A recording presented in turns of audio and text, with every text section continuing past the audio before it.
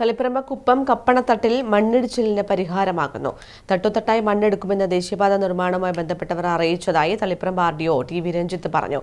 Kuppam CHC നഗറിലും കപ്പണത്തട്ടിലും RDO സന്ദർശനം നടത്തി.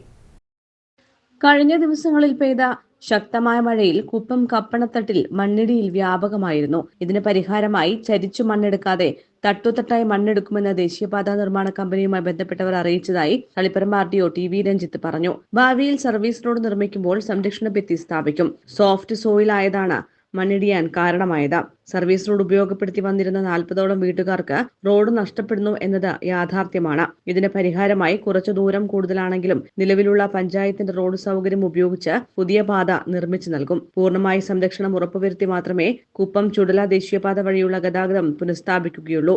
സുരക്ഷിതത്വം കണക്കിലെടുത്ത് ജനങ്ങൾ സഹകരിക്കണമെന്നും CH നഗറിൽ അപകടാവസ്ഥയിലുള്ള വീടുകളുടെ കാര്യം റവന്യൂ വകുപ്പ് പരിശോധിച്ച് നടപടി സ്വീകരിക്കുമെന്നും ആർഡിഒ ടി.വി. രഞ്ജിത്ത് പറഞ്ഞു.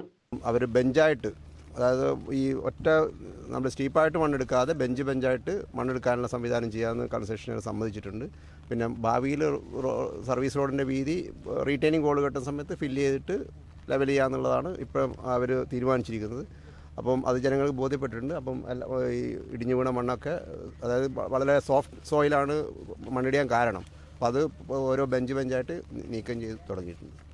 പിന്നെ മറ്റൊരു സർവീസ് റോഡുമായിട്ട് ഉപയോഗപ്പെടുത്തി വരുന്ന ഒരു 40ഓളം വീട്ടുകാർ, അവർക്ക് റോഡ് നഷ്ടപ്പെടുന്നുള്ള ഒരു ഭീതിയല്ല, ഒരു യാഥാർത്ഥ്യമുണ്ട്. അപ്പോൾ അതിന് പകരം അതിൻ്റെ പുറകു വശത്തോട് കുറച്ച് ദൂരം കൂടുതലാണെങ്കിൽ പോലും ഒരു റോഡ് അവർ ഡെവലപ്പ് ചെയ്ത് കൊടുക്കുന്നുണ്ട്. ഓൾറെഡി അവിടെ ഒരു ചെറിയ പഞ്ചായത്തിൻ്റെ റോഡിൻ്റെ ഉള്ളൊരു രൂപരേഖ ഉണ്ട്. അപ്പോൾ അത് റോഡായി തന്നെ മറ്റേ നിർമ്മാണ കമ്പനി ഡെവലപ്പ് ചെയ്ത് കൊടുക്കും.